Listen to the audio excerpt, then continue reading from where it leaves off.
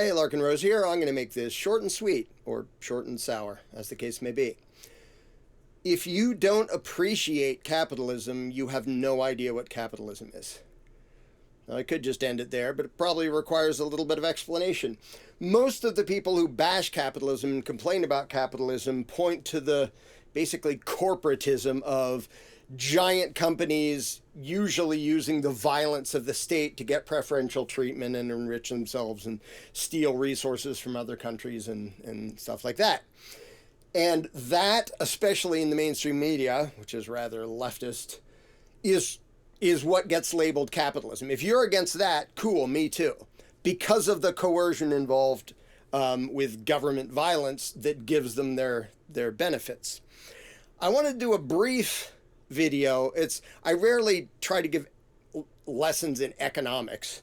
I mean, you can read Hayek and there's lots of other ones you can read if you want an in-depth thing, but I'm going to do a very short version because this seems to miss a lot of Americans. You're listening to me because capitalism exists. That screen in front of you exists only because capitalism exists. The wires in between exist only because capitalism exists. The electricity running along those wires. Everything involved, everything in this room, this building. Now, you can have huts without capitalism. They will suck. You won't have lumber yards that you can go to yourself. You'd have to cut down trees yourself. The level of existence that could be without capitalism is basically caveman-ish. And that's all. You can have no intricacy. And here's why. As much as people want to point to some multi-billion-dollar corporation and put them in a movie as the bad guy who's polluting the environment and being evil and greedy, the actual concept is somebody can own stuff that you don't own, so it's not equal. They can own stuff that you don't have, and they can use that stuff to make other stuff. For example, a computer, or a computer monitor, or the camera I'm talking into.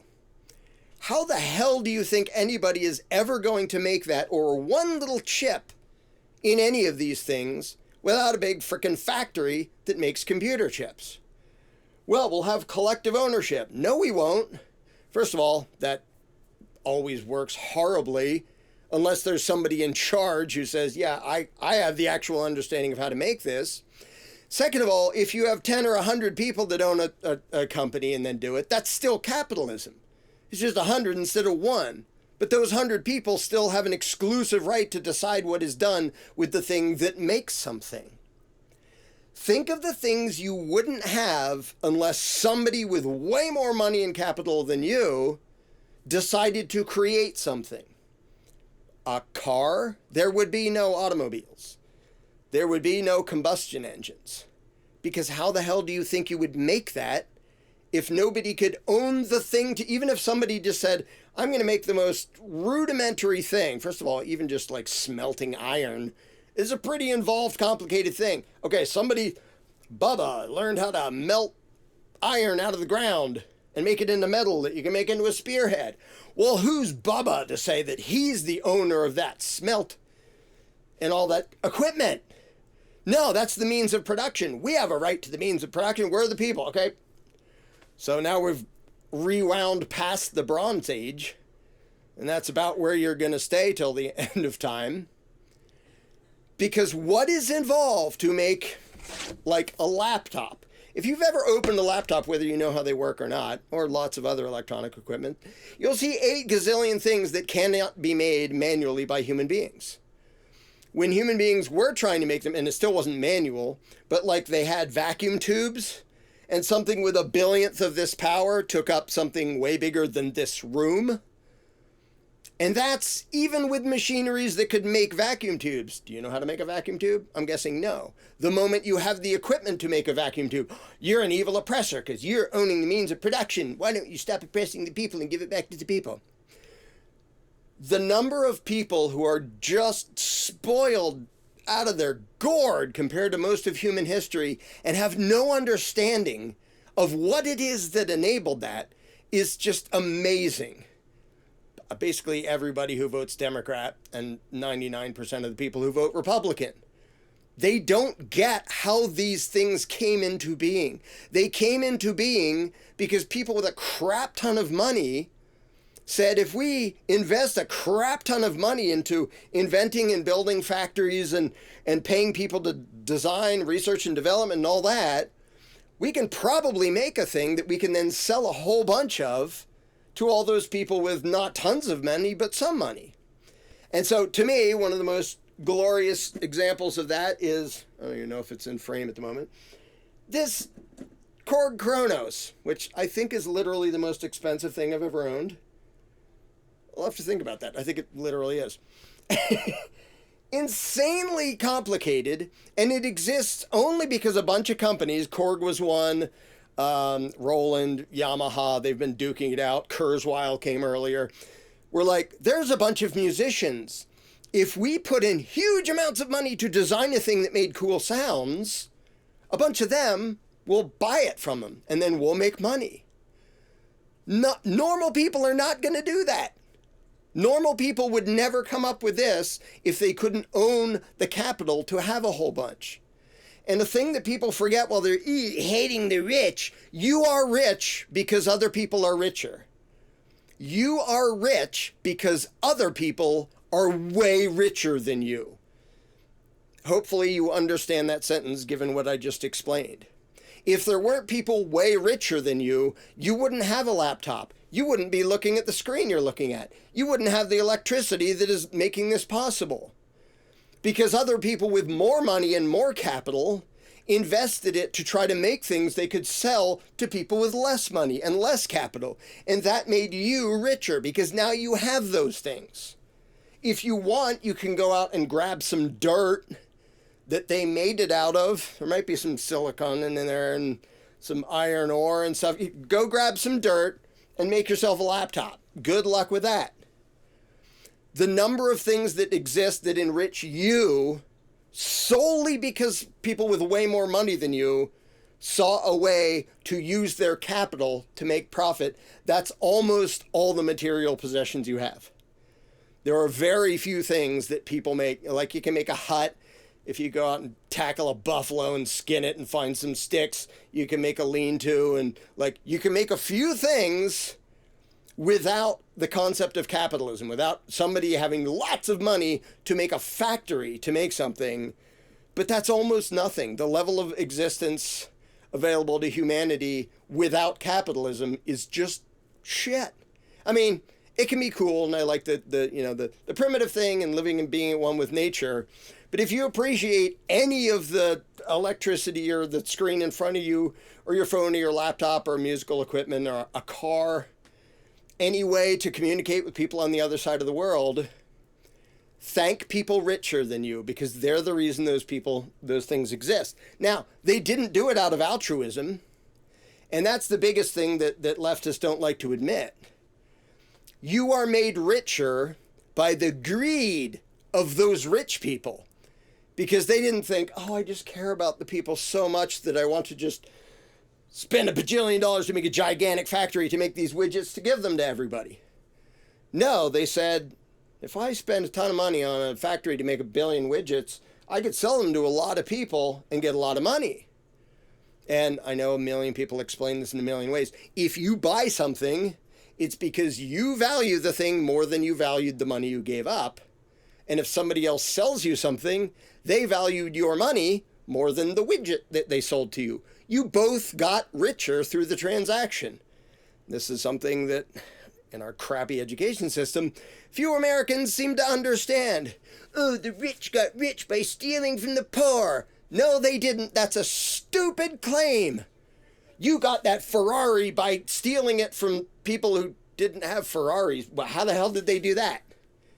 No, they got the Ferrari by paying people to work at a factory that builds Ferraris. And all those people got a paycheck and made a living and can now go out and buy stuff. This idea that wealth comes from taking it from somebody else is just economically stupid. And government constantly pushes this stupidity because they want you to be envious of the people who made it so you could be rich, which is people with more than you. Now, when there are rich people who got that wealth by way of government coercion, yeah, they suck. That deserves condemnation because of the coercion. Whether they're a billionaire that got there by way of government coercion or some purse snatcher on the street, like, you suck, because you're both using violence against people's will. But the idea that wealth should be resented or hated is just stupid. It isn't just stupid because it's envious and jealousy and you have something I don't want, which is like the foundation of collectivism and the Democratic Party. It misses the fact that what you do have was the direct result of people with more than you seeing a way to make and sell something that you would want to buy voluntarily because you would value it, and you do value it more than the money you gave up because you wouldn't have bought it otherwise. And so I'm constantly grateful for, the lights. Look, I could point at literally everything in this whole room one thing at a time, but I'll try not to get too ridiculous here. This microphone, it's a fine microphone. It exists because people with lots of money said, I wonder if we could make a really good microphone for a low enough price that normal people might buy it. I wonder if we can make monitors for a low enough price that normal people might buy it, so we make a bunch of money. None of what I have is a result of other people making those things for my benefit. It's a result of other people going, I bet I could make some money if I design a light, and if I design this, and if I figure out how to wire electricity to the other side of the, miles and miles away from the power plant. So the people who complain about capitalism, just blanket complaining, if they could live for a week without the direct results of capitalism and actually understand why, none of them would complain about capitalism anymore. Most of them probably wouldn't live the whole week because they'd be dead, because they don't nearly understand what other people's riches did to enrich them too. And so the level of economic ignorance is just amazing. And again, if by capitalism you mean the nasty warmonger, BlackRock using, government violence, and Lockheed Martin who, profits off of the blood of innocents, yeah, that's worth condemning because of the violence and coercion involved. But if you condemn capitalism, I dare you to go one day without using the things that are a direct result of capitalism and could not possibly have happened without it.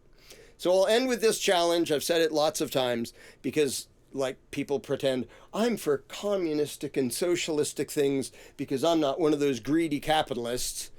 I'm hugely thankful for all the greedy capitalists who enriched me. Not nearly as rich as they are, but why would I care? They don't owe me anything. I'm not entitled to some arbitrary level of equality. But the things I have, when I do value physical things, I have them because people with way more than me made them available for sale to me. And that's why. So here's my challenge. I've done this before. Oddly, nobody's ever taken me up on this challenge. I want to see a bicycle. Just a bicycle, not a motorcycle, not a car, not a laptop, not a phone. A bicycle. Just a simple physical mechanism. A bicycle that was created from scratch with no profit motive and no capitalism. Which means you don't get to own a machine that makes ball bearings, for example. Good luck with your bicycle if you can't do ball bearings. You don't get to own machinery to make it. You just go find some dirt. There's iron in there. If you need to, you can ask somebody which dirt has the most iron content in it. Start with that. Show me a bicycle made, just a bicycle. It's a pretty damn simple thing compared to the stuff we have now. Made with no profit motive, no capital ownership, and just equality. I won't even say no hierarchy. You can even have a hierarchy, but nobody's allowed to own any. You can't own capital because that would be evil, greedy capitalism. I want to see a bicycle. I want to see somebody make a functioning bicycle with no capitalism and no ownership of the means of production, private ownership of the means of production. Well, let's see. Maybe I could go out in the woods and make it out of wood and vines maybe. It would fall apart in 5 minutes, but maybe I could make it. I just need a hatchet. Oh shit, I'd have to make a hatchet. Because capitalism is what makes those things. Okay, So I'd have to, well, I got to start a fire, grab some dirt, put it over the fire, see if I can melt out the iron, shape it into the world's worst hatchet, figure out a way to attach it to a handle, and then, oh, what if somebody comes along and says, wait, why do you have the right to have that hatchet? It's the means of production. They're entitled to it too, you evil, greedy capitalist, using your hatchet to make a crappy bicycle. So, but the fact that people don't even learn the basics of economics enough to realize the prosperity you have is because of capitalism and nothing else. And capitalism is just shorthand for people are allowed to own stuff, and they're allowed to own unequal amounts of stuff. Someone's allowed to own a big store or a wood shop or a factory, and you benefit from that even if you're not the owner, even if you don't work there. And so anyway, I guess I'll just end that rant there. But the level of economic ignorance needed to make people cheer for collectivist bullshit is just amazing. And I think it would be a good it would be a good test of self-awareness and honesty for those people to take 3 weeks, go live in the wilderness somewhere with no evil capitalists to exploit you, and let me know how that works out for you. And then come back and see if you're being oppressed because some rich person made something and offered to sell it to you, and you can either decide to buy it or not. It's amazing the lack of gratitude people have these days, especially a bunch of young people who don't know how anything works and how anything came into being. I'm entitled to this and I'm entitled to that. Do you know how any of it's even made? No, but I exist, so I'm entitled to it. It's just amazing, and it's the thing of the whole strong men make good times make weak men, and here we are. Weak men make crappy times because a bunch of entitled twits who don't know where wealth comes from, they don't know what value is, they don't know anything about economics, but they're here bitching about the capitalism that allows them to sit on their ass all day playing video games. And they don't even grasp the fact that you're literally bitching, you're literally biting the hand that feeds you. You're bitching about the people who allowed you a ridiculously easy type of existence and pretending that you're noble and brave because you're sitting there on your butt bitching about people who actually made this level of prosperity possible. Not because they were altruistic, but because they had the profit motive of, I bet we can make a thing to sell to a bunch of people. And then they do. And their customers get richer, and they get richer. And that's how actual value is produced. Holy smokes, people. Stop falling for this collectivist crap. So, I guess that's all for now. Yeehaw.